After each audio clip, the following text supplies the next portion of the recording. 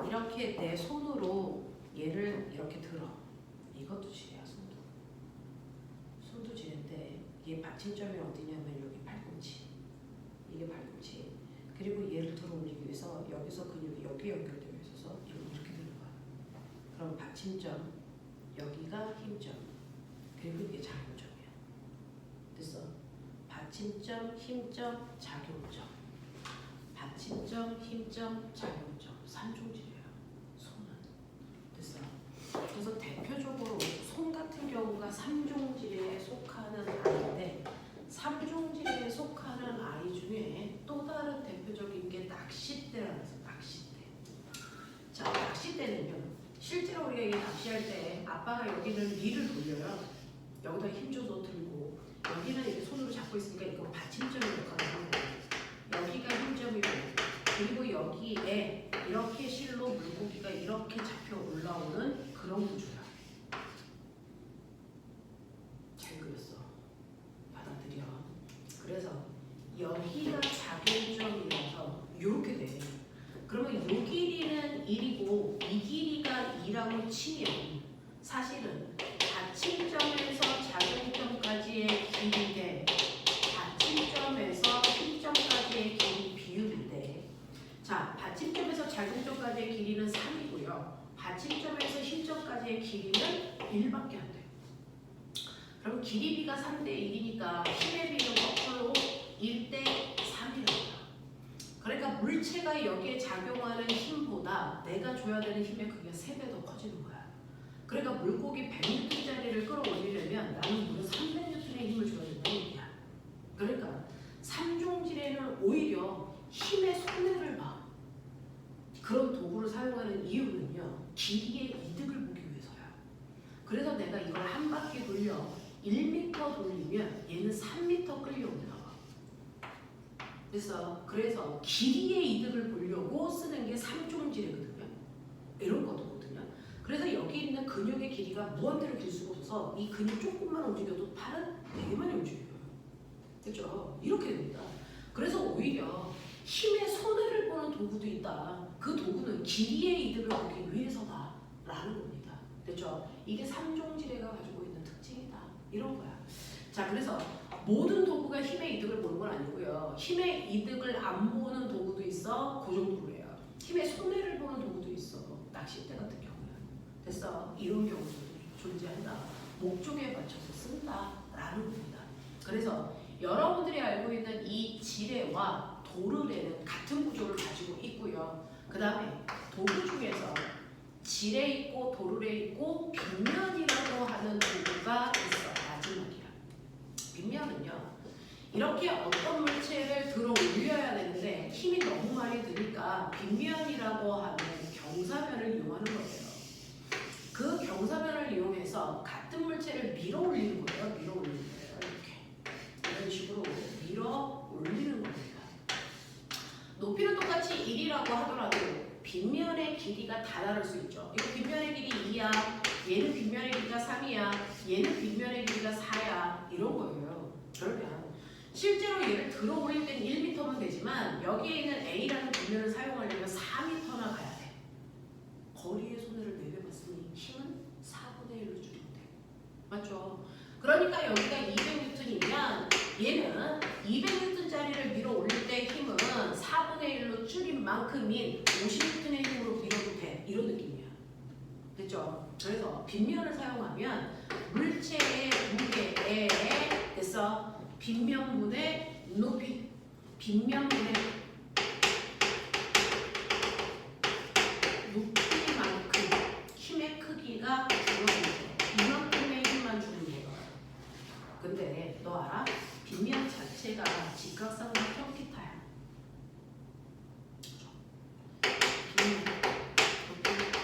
빗면분의 높이는 뭘 얘기하는 거니? 수학 시간에 배운? 사인 값이에요. 요각도를 세타라고 할 때 얘가 사인 세타입니다. 힘의 크기를 사실은 물체의 무게에 사인 세타만큼의 힘의 크기를 줄여준다. 근데 기억나? 무게가 뭐였어? mg. 이만큼이 힘이죠.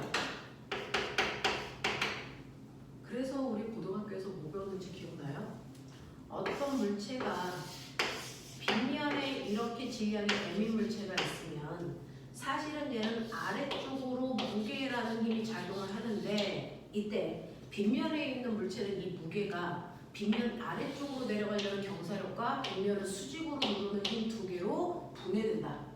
이 각도가 세타일 때 중력과 빗면을 수직으로 누르는 이 힘 사이의 이 각도도 세타다. 그래서 이 중력이라는 힘이 경사면과 날아가는 방향의 힘과 수직으로 누르는 힘의 평행사변형을 그렸을 때 대각선 역할을 하는 거다. 그러면 이 크기가 M이기 때문에 그래서 얘는 뭐가 된다? 이 크기가 mg면 얘는 mg 사인 세타가 된다. 그래서 빗면에 물체를 올려놓으면 빗면이 아래쪽으로 잡아당기는 힘을 받게 되는데 그 힘이 바로 mg 쌍내려가 세타만큼의 힘으로 아래로 잡아당긴다. 그러니까 얘를 밀어 올리기 위해서는 얘하고 똑같은 크기의 힘 mg 쌍내려가 세타만큼의 힘이 필요한 거다. 그 얘기거든요. 그렇죠? 이 얘기예요.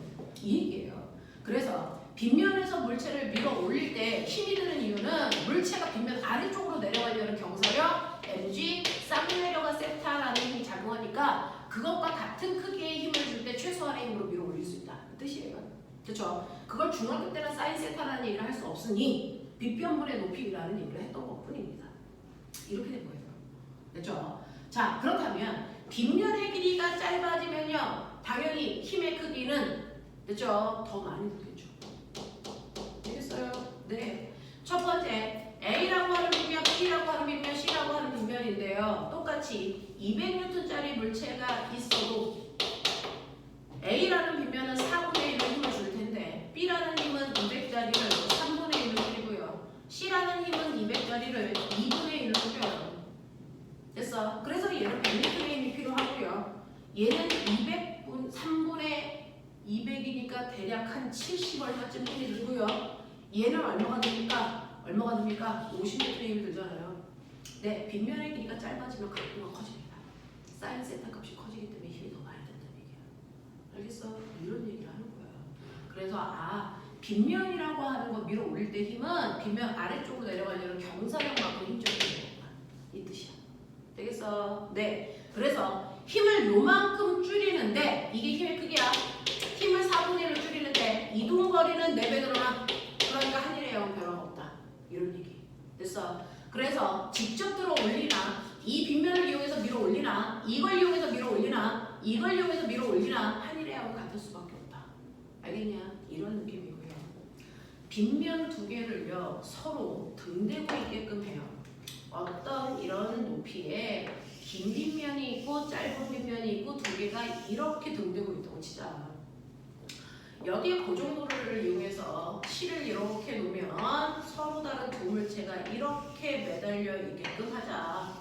얘는 MA고 얘는 MB라고 치자. 요 길이는 4라고 치고 요 길이는 2라고 치자. 뭐 이런 느낌이야. 자, 그랬을 때요. 내가 처음에는 얘네들을 손으로 받치고 있다가 서서히 손으로 치웠는데도 얘는 정지야. 정지야.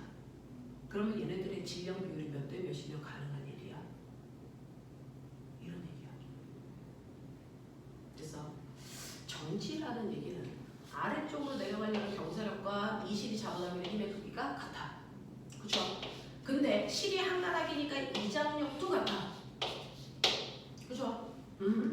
근데 이 아래쪽으로 내려가려는 경사력은 MB. 그래서 MBG 사인 세타니까 2분의 1. 그래서 얘는 MAG 사인 세타니까 4분의 1 이런 느낌이야.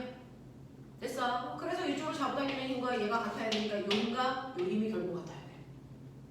맞아? 네. 그러면 MA 4분의 1이라고 하는 아래로 내려가는 힘과 장력이 같고요. 그 장력과 얘가 아래로 내려가는 힘이 같으니까 결국은 이 힘과 이 힘이 같다는 얘기니까 MB 2분의 1이랑 같죠. 그러니 얘는 보시면요. MA가 바로 MB의 질량의 2배. 그래서 이 길이 비율 자체가 얘네들의 질량 비율을 얘기한다. 길이 비율이 2대 1이니까 얘네들의 질량 비율도 2대 1까지는 평형을 유지할 수 있다 이런 얘기입니다. 이런 것도 가능하지. 그래서 중학교 도구 파트에서는 이렇게까지도 나왔었어요. 네, 자 그게 돌림힘에서 나온 거고요. 돌림힘이라는 건 물체를 회전시킬 수 있는 능력. 이걸 고등학교에서는 도구의 원리로 설명하지 않고 직방으로 그냥 돌림힘으로 가는 경우가 있어요. 그러면 고등학교에서 보는 돌림힘은 어떤 관점으로 문제가 나오는지 봐야죠. 자, 고등학교도 타당하게 나름의 의미를 가지고 있어. 자, 그래서 보시면 너네가 가지고 있는 책에서요 하이탑입니다. 돌림힘에 해당되는 내용들이 나와 있는데 그 중에서 너네가 봐야 되는 것들이요. 그죠? 자, 40페이지 오시면요. 40페이지에 3번, 4번, 5번, 6번 이렇게 보면 좋을 것 같은데 그 중에서 3번하고 6번하고는 할 수 있을 것 같아. 해봐. 3번, 6번.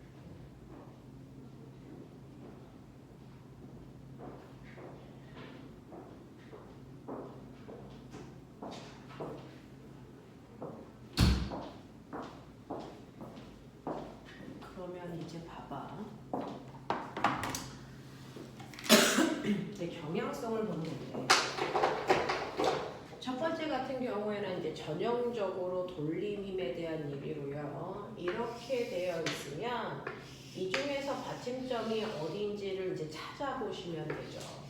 이런 식으로 물체들이 있어서 우리는 여기 5점을 받침점으로 보시면 되겠죠. 그 다음에 물체가 놓여 있는데요. 물체가 300N짜리 물체가 놓여 있을 때요. 그 물체에 정확하게 무게 중심점에서 물체를 누른다 보시면 돼요. 됐어? 그래서 무게 중심이 있는 이 지점에서 300N의 힘으로 눌리고 있어. 이렇게 본다라는 얘기입니다. 됐지? 여기도 안 돼. 여기도 안 돼. 무게 중심점에서 누르는 거야. 그렇게 보는 게 맞아. 그리고 사람은 이쪽에서요. 얘를 밀어 올립니다. 100N의 힘으로. 그랬을 때 얘네들의 힘의 비율이 3대1인 건 인정했어. 그러면 길이 비율은 1대3이면 되거든. 그 길이는 받침점으로부터 보는 거야. 여기서부터 여기까지의 길이가 1이면 여기서부터 여기까지의 길이를 3으로 보면 돼. 이런 느낌이야. 됐지? 그래서 항상 거리 비율은 받침점을 기준으로 보는 거니까 요 길이가 3이면요. 여기가 1이니까 요 길이는 2로 보는 게 맞아. 라는 얘기입니다. 그쵸? 그래서 A와 B의 길이 비율을 1대2로 보시면 되고요. 그 다음에 P 지점에 10cm 위로 올라갔을 때 Q는 얼마입니까? 이 지점을 10cm만큼 들어 올린대요. 이렇게 하면 들어 올리면 얘는 어떻게 되냐면 이렇게 가요. 이렇게. 그러면 이 삼각형 하고요. 이 삼각형을 잘못으로 보시면 된다는 얘기예요. 길이 비율이 1대3이니까 올라간 비율도 1대3으로 보면 돼. 그런 느낌이야. 알겠어? 되겠어? 자, 그래서 네가 본 것처럼 P가 10cm 올라갔다면 얘는 30cm 들어 올려야 돼. 이런 느낌으로 가자. 알겠어? 이런 느낌. 자, 그 다음에 6번 뭐라 그랬는데요. 6번은요. 이런 식으로 받침대가 이렇게 이제 이쪽에 저울 있어. 이쪽에 저울 있어. 그래서 여기에 누워있는 어떤 아이가 이렇게 있다고 치자. 뭐 이런 식으로 있어. 됐죠? 그래서 발 쪽에서 누르는 힘이 얼마냐면 250N의 힘으로 눌러. 그리고 머리 쪽에서 누르는 건 300이야. 뭐 그런 느낌인가 봐요. 이 아이 키는 1.6m로 보면 돼. 뭐 이런 느낌이죠. 그러면 이 사람의 무게 중심이 어디야? 무게 중심이라는 건 받침점을 얘기해요.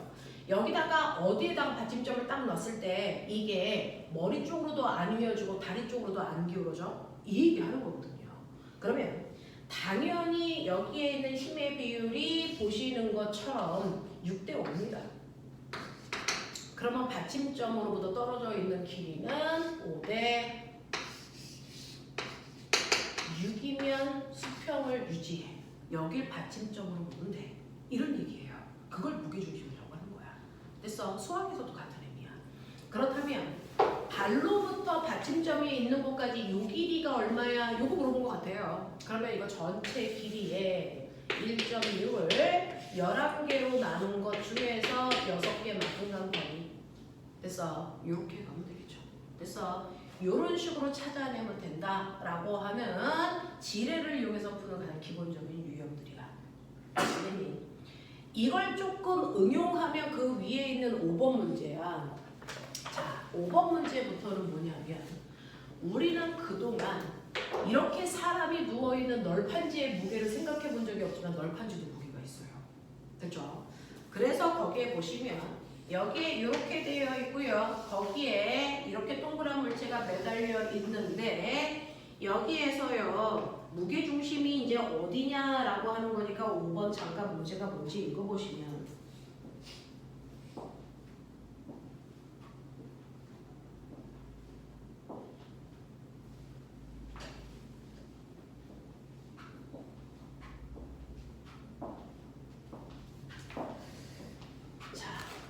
여기에요. 이 막대기의 무게는 라지M인데 이 막대기를 A라고 하고요. 동그란 물체를 B라고 하는데 이 물체의 질량은 1.5M으로 나온 것 같아요.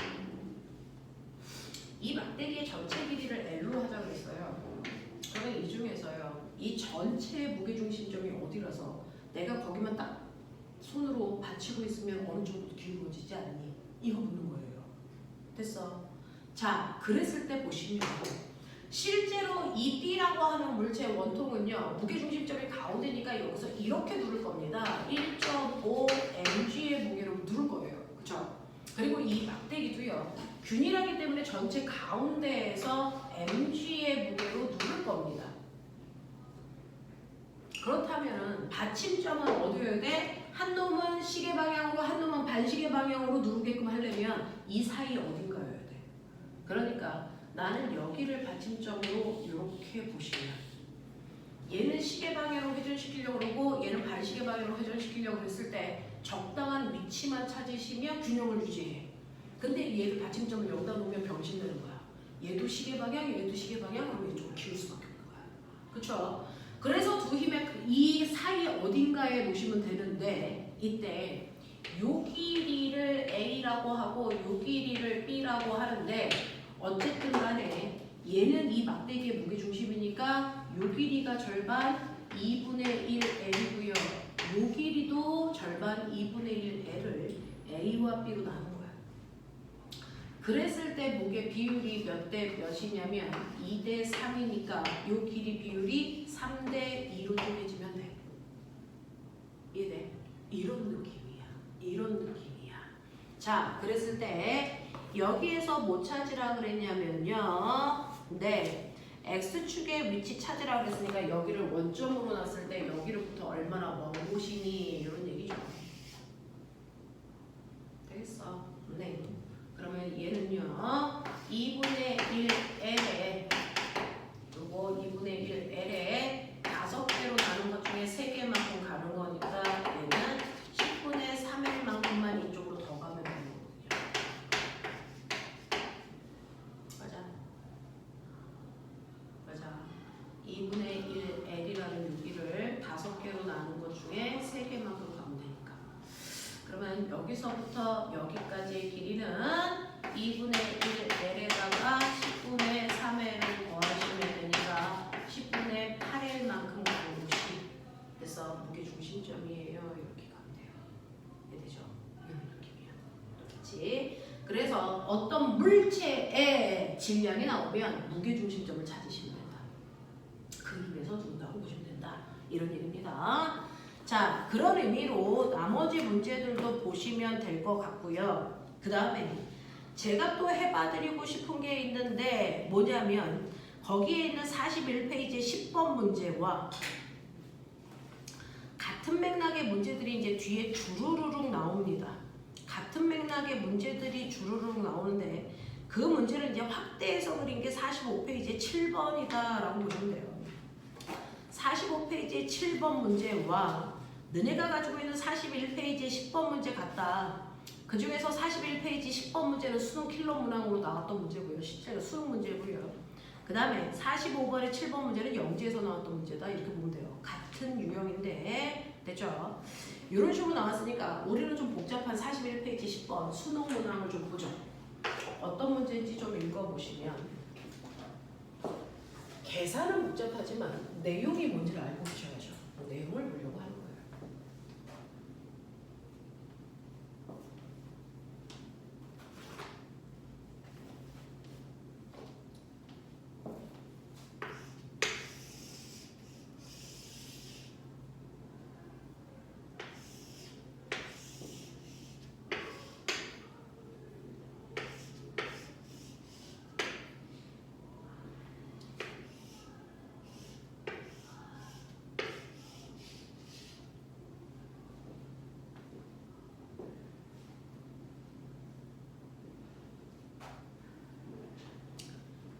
이게 크레인이에요. 아파트 같은 거 질 때, 높은 건물들 질 때 무거운 물체 이렇게 끌고 올라가서 이렇게 올려놓는 크레인입니다.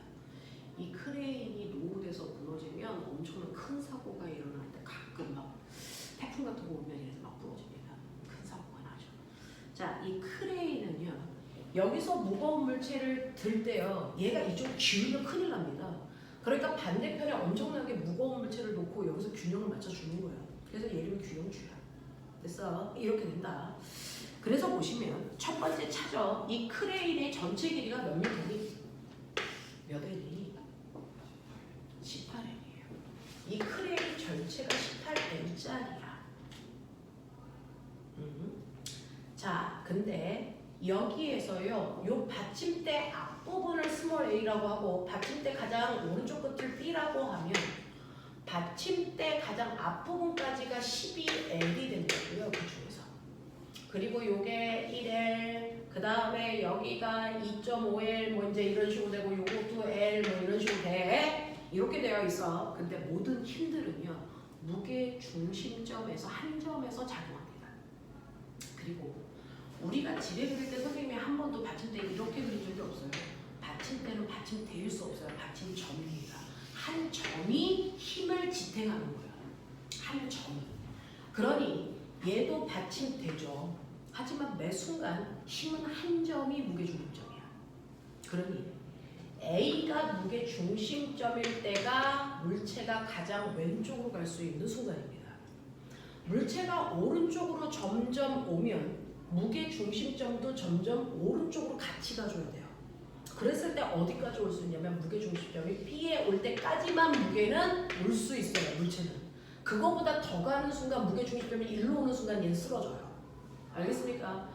그러니까 이 크레인이 움직이지 않을 수 있는 것, 넘어지지 않을 수 있는 건 가장 물체가 왼쪽으로 갔을 때 무게중심점이 A까지 올 때까지만 갈 수 있고 오른쪽으로 올 때는 B까지만 올 수 있어요. 그걸 넘을 수는 없다는 거죠. 양쪽으로.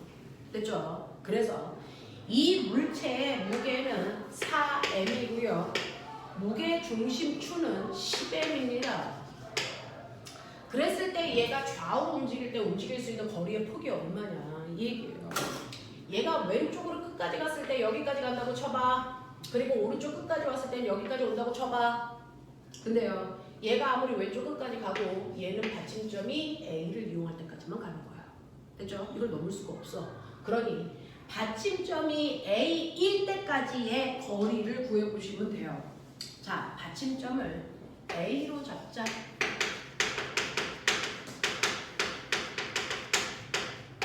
그때가 물체가 가장 왼쪽으로 갈 수 있는 공간이다. 그렇죠? 네. 가장 얘가 왼쪽으로 와서 요 거리가 어디까지만 얘가 다가갈 수 있어? 그거 보시면 돼요. 됐죠? 그럼 볼게요. 지금 거기 위치 X라고 놨으니까 보시면 우리는 받침점을 여기로 봤습니다. 됐죠?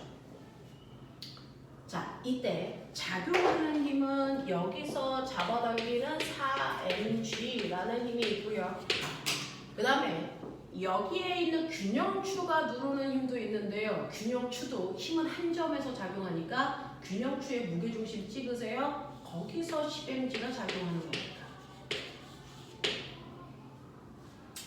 근데 무게가 있는 거 하나 더 있어요. 이 크레인 막대기 자체도 무게가 있습니다. M만큼. 크레인 자체의 무게는 정확하게 가운데 무게 중심점에 mg가 작용한다고 보시는 게 맞습니다. 그 전체 길이가 18이라고 했으니까 요 끝에서 여기까지의 거리는 2L이어야 합니다. 그죠? 그래서 실제로 누르는 힘은 3개 있어요. 얘. 그랬을 때 요 두 개는 반시계 방향의 돌림힘을 만들 거고요. 얘는 시계 방향의 돌림힘을 만들 거니까 1번의 돌림힘, 2번의 돌림힘을 합한 값이 얘의 돌림힘과 같으면 되는 거야. 됐어. 거기까지 갈 수 있어. 자, 그렇다면 첫 번째 4mg는요. 받침점으로부터 떨어져 있는 거리. 여기가 10L이니까 여기서부터 여기까지 거리는 12L 빼기 X. 맞아. 이렇게 놓으면 돼요. 그래서 첫 번째 4mg가 받침점으로부터 떨어져 있는 거리는 12L-X 행동하는 거리. 그렇죠? 자, 거기다가 더하세요. 무게중심점, 제가 누르는 힘 mg고요. 제가 받침점으로부터 떨어져 있는 거리요. 여기가 9L인데 여기는 12L이니까 차이는 3L이죠. 이거 3L. 이렇게 돼요. 자, 시계 방향의 돌림힘 그 I는 10mg입니다. 자, 얘는요. A를 받침점으로 했을 때 여기서부터 얘 무게중심점까지의 거리 빨리 구하세요. A로부터 균형추의 무게중심점까지의 거리가 얼마니?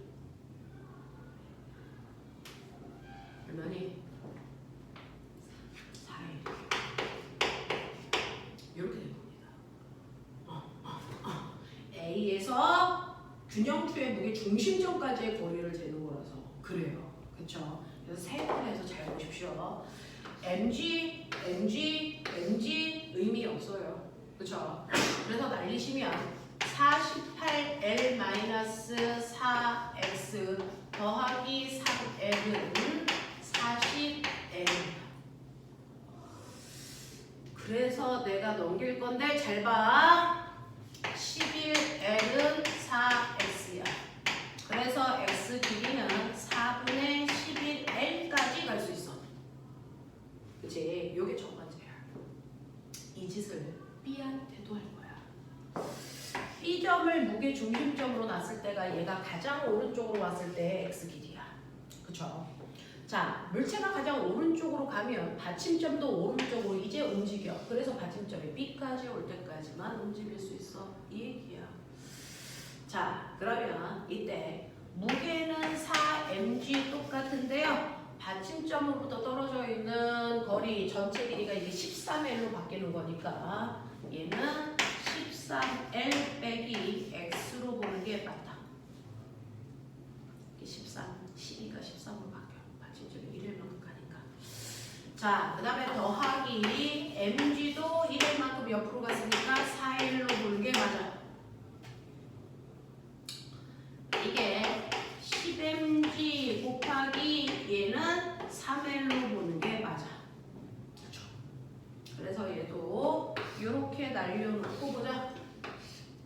그러면 4, 3, 12, 52L-4X 더하기 4L은 30L이야.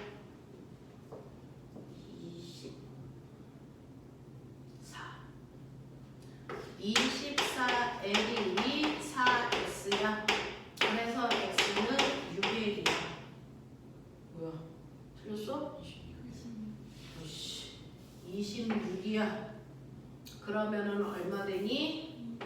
6점 얼마 돼? 5. 맞아? 오케이. 그래서 얘가 움직일 수 있는 X의 범위는요 4분의 11L보다 크거나 같고요. 그 다음에 10분의 65는 2분의 얼마?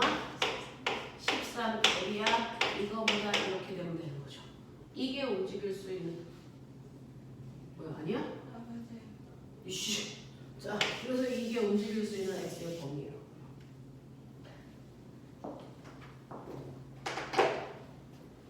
무게 중심점은 내수가 한 점이다. 물체가 왼쪽으로 움직이면 물체는 왼쪽으로, 무게 중심점은 왼쪽으로.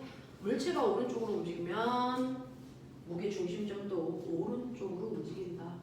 자, 제가 수능 문제 풀어드렸으니까 내년은 45페이지 7번을 네가 해. 45페이지 7번 문제는 네가 풀어. 하십시오.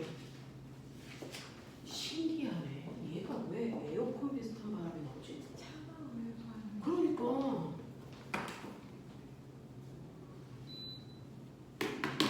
어이없네.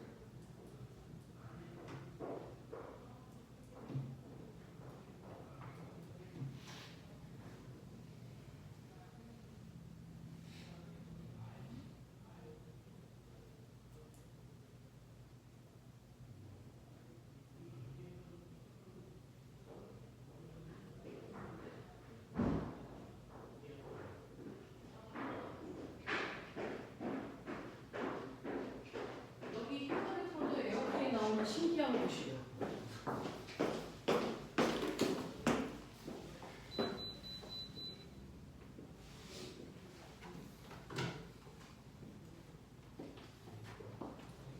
안 그랬었는데.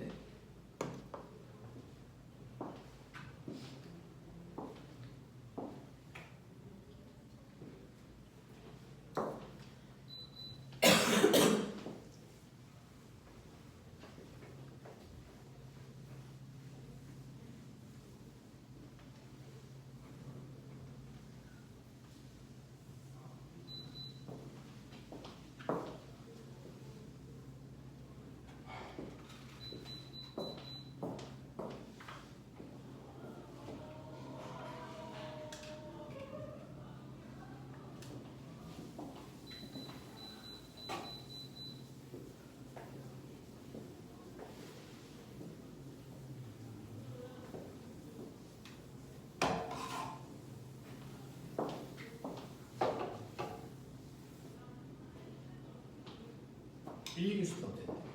그래서 계속 이 상태로 있었어 우리. 근데 내일부터 엄청 추워진다 그래서.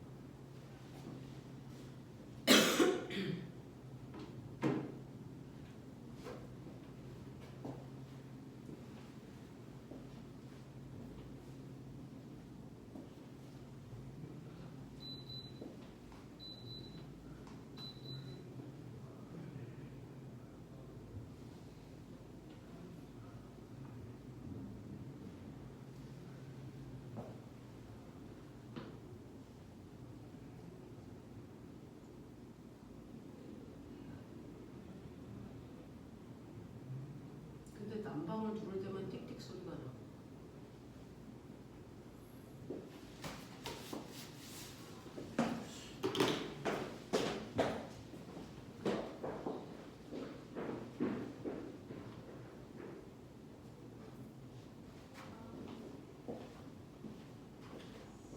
바지는 좀 어둡게. 그렇죠. 그렇죠. 바지는 좀 어둡게. 바지는 좀. 여기가 가장 오른쪽으로 들어올 때가 참 문제. 그런데도 바지 좀 어딘 것 같아. 가장 여기에 왔을 때.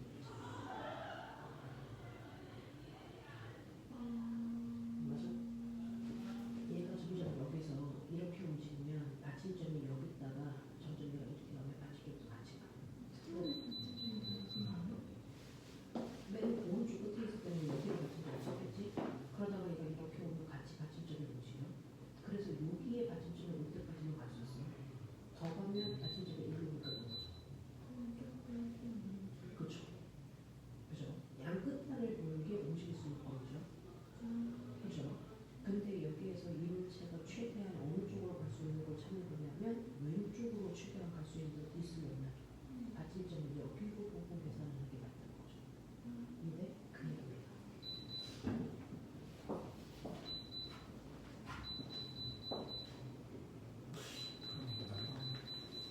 그렇죠? 얘가 좀 이상하죠.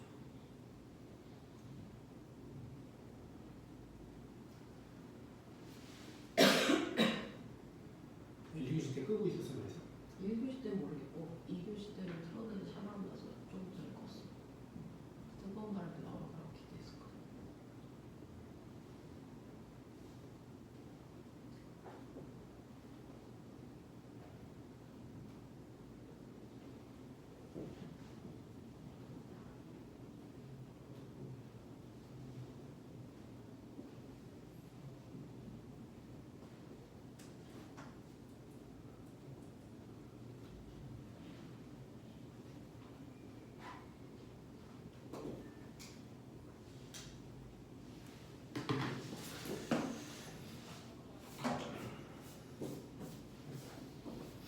나가.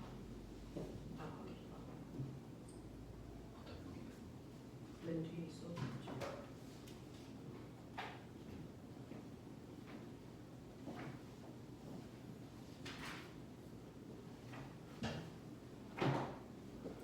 됐어?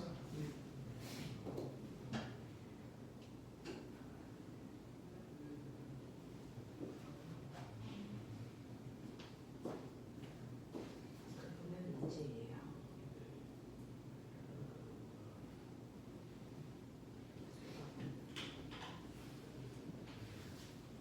나와? 언니야. 자, 계산하고 보자. 여기를 받침점을 해. 자, 그러면 얘가 이렇게 돌려요. 그러면 얘로부터 여기까지 떨어져 있는 거리는 3D 마이너스 x야. 이런 씨.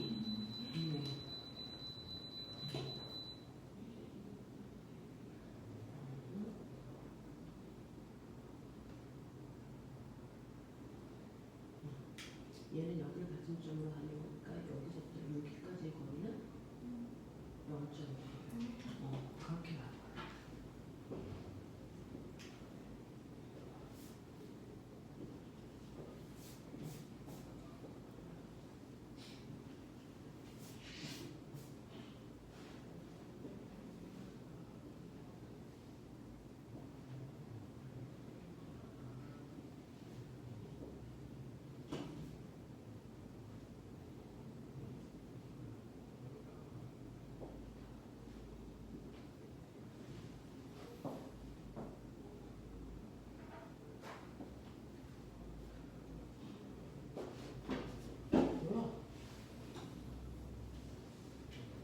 유빈아, 2.5D 나온 거야? 1.5D 나온 거야? 아까 거? 7번?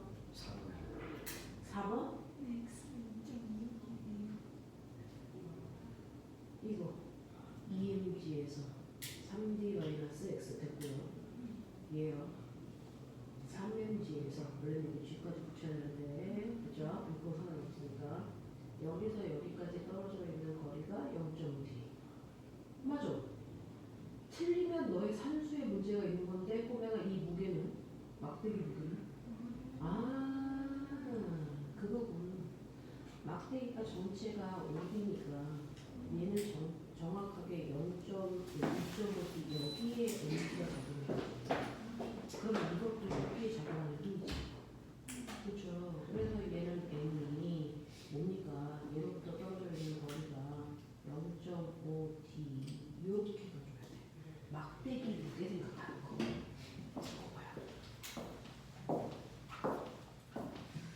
자, 그래서 서연이 이제 어떻게 하는지 알겠지? 막대기 무게 곱함. 자, 그 문제가 이제 7번이었고 그 다음에 5번 풀어. 그 옆에.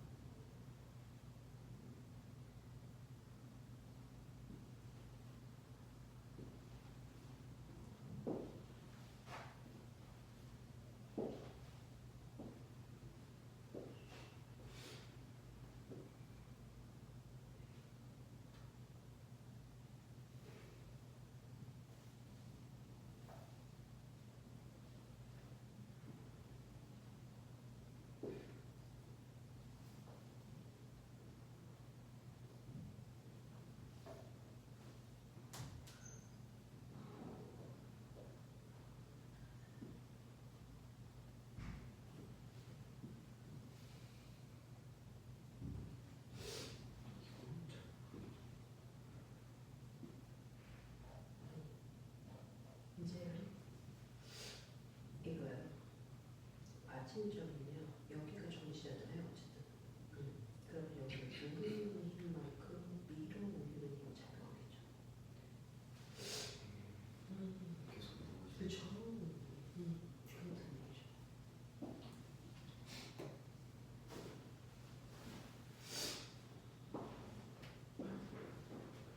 OX 해봐.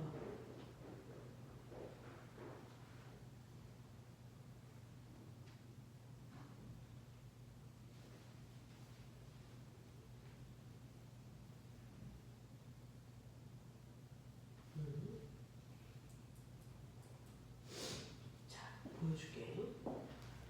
그거 답이 얼마인지 저도 체크를 안 해놔서 모르겠지만 이제 이 문제가 그동안 우리가 했던 거랑 뭐냐면 얘는 계속 시간당 무게가 바뀌고 있어. 그치? 그랬을 때 평형을 유지하려면 어떻게 해야 되냐 이건데요. 이렇게 막대기가 있는데 이것도 봐야 돼. 막대기에 무게 있어 없어? 없어요. 막대기에 무게 없어. 그러면 이제 물체만 보면 되는 거고 받침점이 여기 어딘가에 한 점에 있고요. 그리고 여기에 있는 자동차는 지금 처음에는 평형 상태였는데 0.8kg짜리 물체가 V의 속도로 가야만 평형을 유지할 수 있다는 거야. 가야 돼. 그리고 요 끝에요. 맨 처음에는 무게가 0.2kg짜리가 있었는데 계속 얘는 물방울이 떨어져서 점점 더 무거워져. 이쪽이 더 무거워지면 이쪽에서 누르는 힘이 세지니까 얘가 여기 가만히 있으면 이쪽에 돌리는 힘이 세져서 기울어진단 말이야. 그래서 얘는 시간 지나면 이렇게 가줘야 됐어? 이쪽에서 누르는 힘과 이쪽에서 누르는 힘이 같아서 돌림이 평형이 된다는 거야. 그러면 우리는 이렇게 계속 동쪽으로 바뀔 때요. 그걸 매 순간 볼 수 없어요. 그러면 여기에서 뭐라고 나왔냐면 여기서 물이 떨어지는데 맨 윗줄에 보면 1초에 떨어지는 물의 총량이 0.4kg일 거다. 그러면 지금과 1초 후를 보면 돼. 지금과 1초 후를 보면 돼. 현재는 이무게 상태예요. 이무게 상태면 얘는 여기에서 2N으로 누르고요. 얘는 여기서 8N의 힘으로 눌러요. 그러니까 힘의 비율이 1대 4기 때문에 거리 비율은 4대 1이면 된다 이 뜻이야. 그치? 4대 1이면 돼. 자, 현재는 길이 비율이 4대 1인 지점에 있었을 거야. 근데 1초 후는 어떤 느낌이냐면 1초 후는요. 여기에 0.4kg만큼의 물이 추가가 돼요. 그러니까 1초 후는 여기를 누르는 힘은 6N으로 바뀌어요. 그러니까 균형을 유지하기 위해서 얘가 여기에 가 있으면 돼. 그래도 얘는 가도 0.8kg이니까 8N의 힘으로 누른단 말이야. 그치? 네. 그랬을 때 힘의 비율이 몇 대 몇이냐면 3대 4니까 거리 비율이 4대 3으로 바뀌어야 돼. 그러면 4, 4는 똑같으니까 됐죠? 얘는 처음에 1만큼 떨어져 있다가 1초 만에 3만큼 떨어진 곳으로 가야 돼. 그러니까 1초 동안에 2가는 빠르게 해야 된다고. 알겠어? 네. 자, 그랬을 때요. 맨 처음에 우리가 4로 얘기한 이 거리가 얼마니? 라고 하면 이 거리가 실제로는 2m야. 이 거리가 실제로 2m니까 얘가 이만큼 더 가야 돼 라는 건 1m 더 가면 된다는 뜻이야. 맞지? 그러니까 여기 있는 자동차는 1초에 1m 가는 빠르기로 움직이며 균형을 유지해요. 이렇게 되지. 그러니까 이 자동차가 움직이는 속도는 1m/초야. 이렇게 보는 게 맞아. 이해돼? 하겠어. 이런 느낌이야. 그래서 이 자동차가 움직이는 빠르기는 1이니까 니은은 틀렸어. 그 다음에 X의 길이는 맨 처음에 있을 때는 이 길이와 4대 1의 비율인데 얘가 2m니까 얘는 0.5m 떨어진 곳에 처음에 있었어야 돼. 그죠? 자, 그 다음에 받침점의 팔에 작용하는 힘의 크기는 일정하다. 제가 요거 설명하고 싶었어요. 사실은요, 여기에 있는 지뢰는 역학적 평형이니까 정지상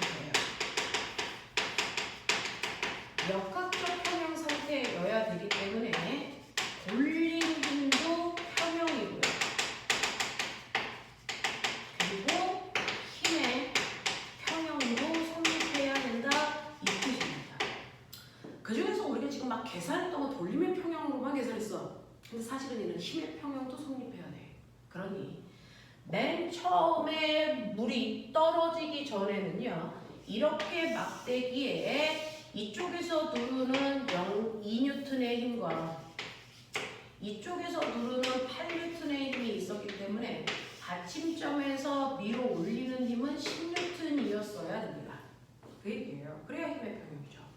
근데 1초가 지나고 나면 얘가 6N으로 바뀌어요. 얘는 아무리 가도 질량은 변하지 않네요. 그쵸? 그러면 이쪽에서 6N으로 누르고 이쪽에서 8N으로 누르면 결국은 누르는 힘은 14N으로 바뀌어요.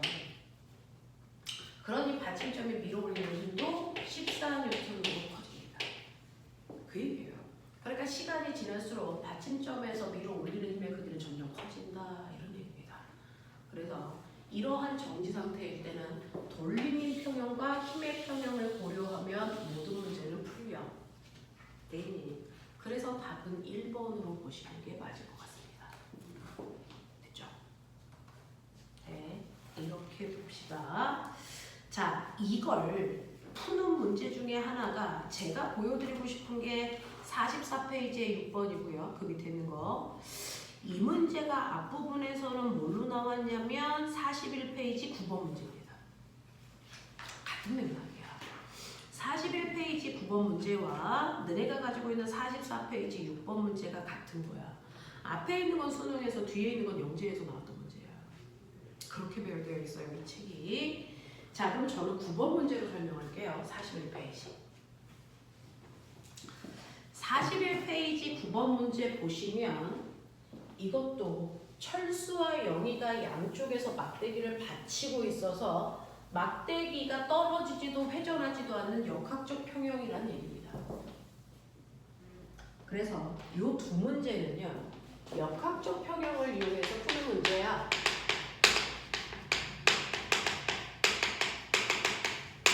역학적 평형은 첫 번째 힘의 평형이라고 하는 관계도 사용하셔야 되고 두 번째 돌림의 평형도 사용하시면 돼. 요거 두 개 다 사용해야 문제가 답이 나와. 뭐 이런 느낌이야. 자, 그 중에서요 9번 문제 살짝 읽어보시면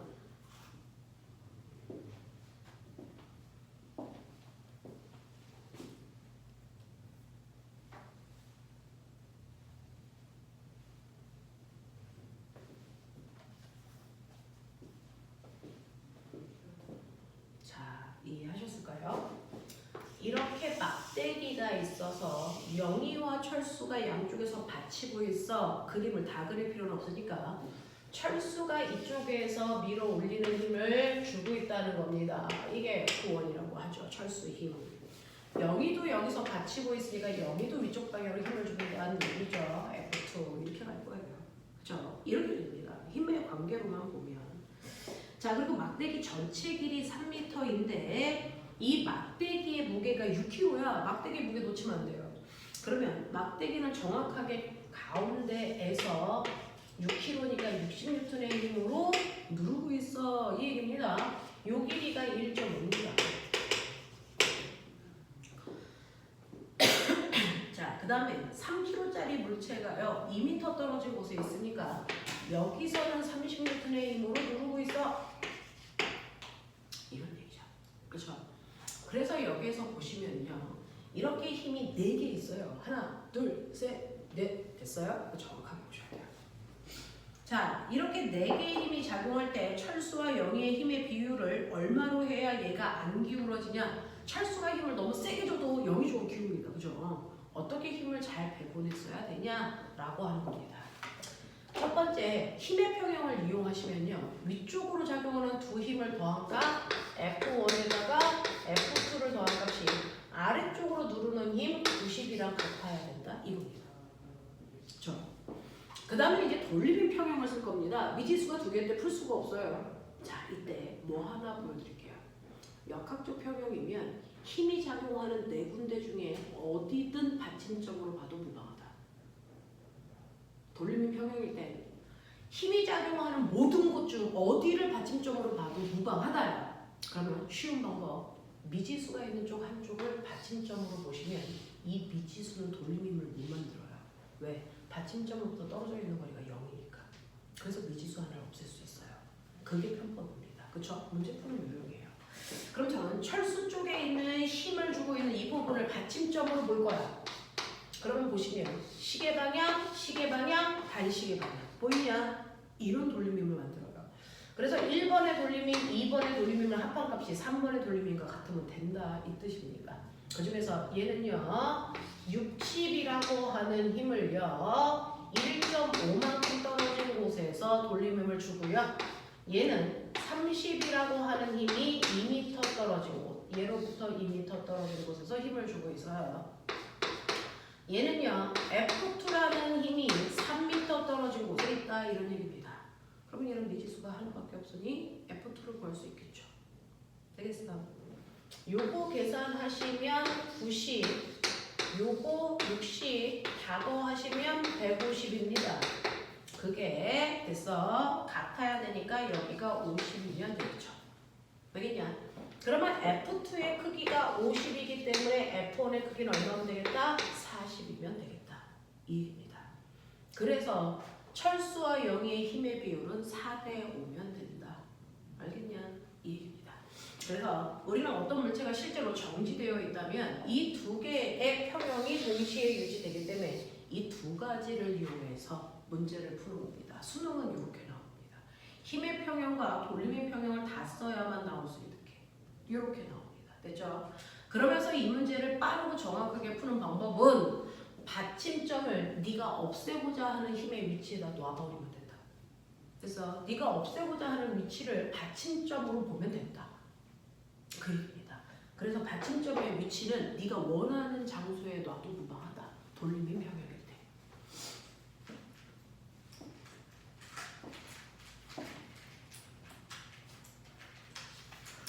그러면 저는 이걸 풀어드렸으니 너네는 44페이지 6번을 풀면 돼요.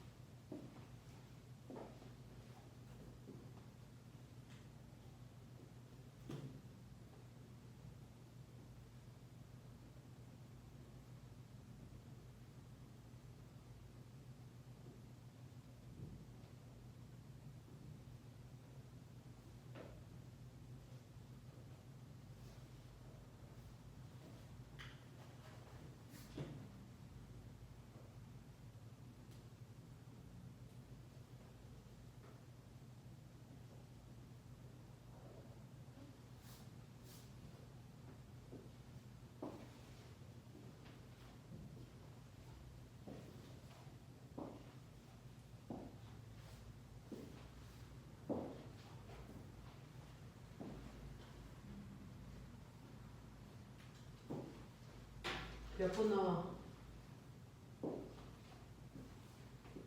2번. 확인해 빨리 나.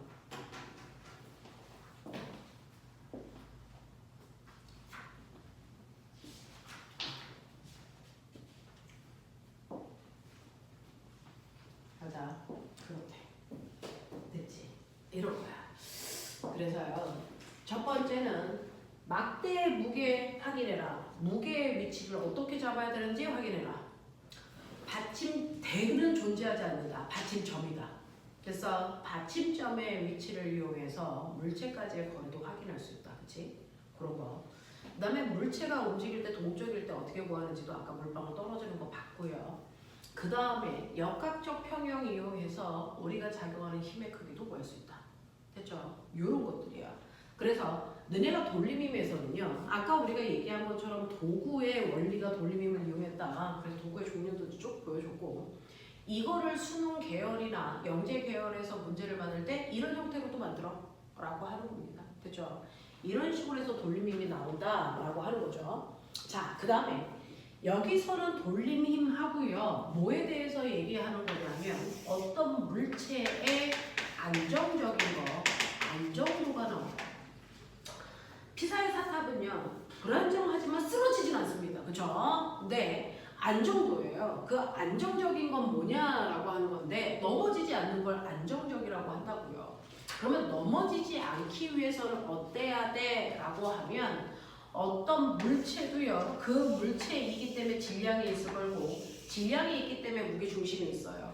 그 무게중심에서 작용하는 힘이 있을 때요. 얘가 됐어. 바닥면 안에 작용하는 힘이면 물체는 절대로 쓰러지지 않습니다. 그렇죠? 그러니까 얘 무게중심점이 여기 있는데 이 물체의 바닥은 여기예요. 그래서 이 무게중심점이 쭉 작용해서 여기서 작용하고 있기 때문에 바닥면 안쪽에 있기 때문에 얘는 쓰러지지 않아. 그래서 항상 넘어지지 않게 하려면 물체의 무게중심점이 바닥면을 넘지 않게 하면 돼.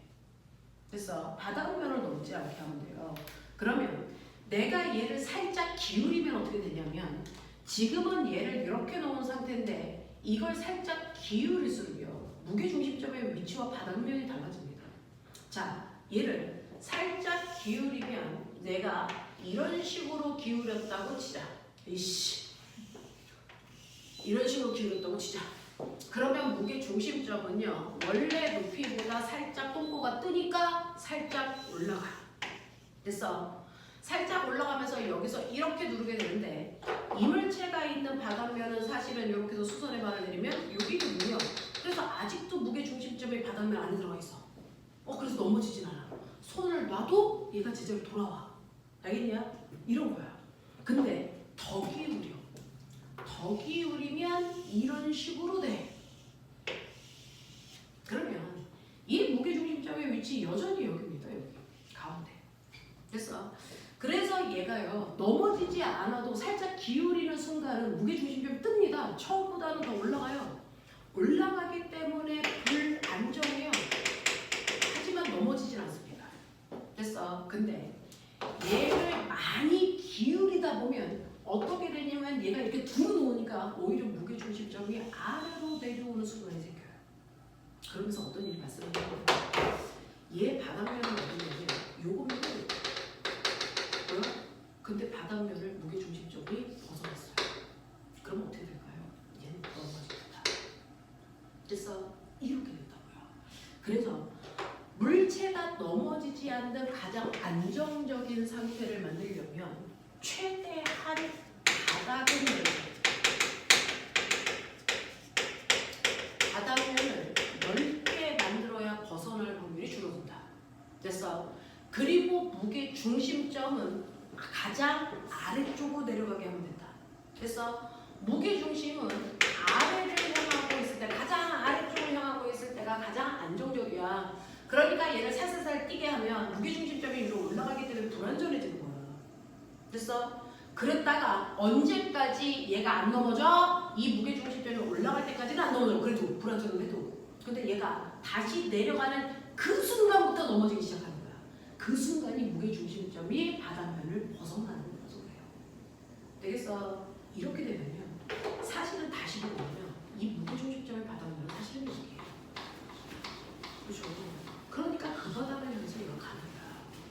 그러면 실제로 인간이 만든 도구 중에 가장 안정적인 도구 뭐 있어요? 오뚜기 있어요. 오뚜기 있어요.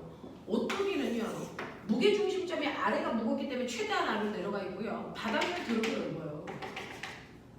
그래서 이 오뚜기 이렇게 대가리 휘어서 얘 이렇게 와도 무게중심점은 살짝 뜨더라도 바닥면 안쪽에서 움직여요. 그래서 오뚜기는 항상 제자리로 돌아옵니다. 넘어지지 않습니다. 됐어? 이런 것들이에요. 그래서 최대한 바닥을 넓게 하시는 게 안정적이고 무게중심은 최대한 아래쪽으로 내려가는 게 안정적이라서요. 우리 가끔 가다가 놀이 동산에 가면 이만큼 커다란 신발 신고 있는 삐에로 아저씨들 이렇게 있어. 이 아저씨 절대로 안 넘어지죠. 왜요? 이 아저씨 무게중심 넓은데요, 바닥면이 드럽게 넓어요. 그래서 이 아저씨 이렇게 몸을 기울여도요, 절대로 무게중심이 자기 신발 밖으로 못 나가거든요. 그래서 앞으로 안 넘어집니다. 신기해요. 근데 이 새끼 뒤로 젖히면 바로 넘어가죠. 알겠냐? 그런 거예요. 그래서 바닥면을 최대한 넓게 하기 위해서, 그래서 우리가 높은 건물을 지을수록 건물을 이런 식으로 만들어요. 이런 식으로. 바닥면을 넓게, 무게중심을 아래쪽으로 가게 하기 위해서. 그래서 이런 식으로 만드는 이유가 바로 안정도다. 그래서 이거 가지고 보여주고 싶은 게 뭐였냐면 45페이지의 8번 문제입니다. 젓가락으로 포르크 마개를 딱 찍어서 세워요. 잘 세우면 안 넘어집니다. 됐죠? 왼쪽에 있는 그림은 잘 세워서 넘어지지 않는데 훨씬 더 안정적으로 하기 위해서는 이렇게 포르크 마개에 젓가락을 이렇게 꼽아서 세워놓더라도 그냥 이 상태보다 더 안정적인 건 여기다가 포크를 이런 식으로 집어넣는 거예요. 이렇게 집어넣는 오른쪽 그림을 보시면 코르크 마개만 있을 때 무게중심이 여기지만 포크를 이쪽으로 이렇게 집어넣으면 무게중심점이 얘네들의 무게 때문에 더 아래쪽으로 내려옵니다. 그래서 훨씬 더 안정적이고 바닥면이 여기로 바뀌어요. 훨씬 더 안정적이에요. 됐어. 그래서 이 그림이 훨씬 더 안정적이에요. 이해되겠어? 이런 느낌, 이런 느낌. 이게 안정이다 라는 거야. 됐어? 자, 그래서 지금 차 타러 나가야 되는 게 서연이니까 10분밖에 안 남았어. 중간에 비어있는 문제들 푸시면 됩니다. 유진이 주제 풀어. 중간에 비어있는 문제를 풀자.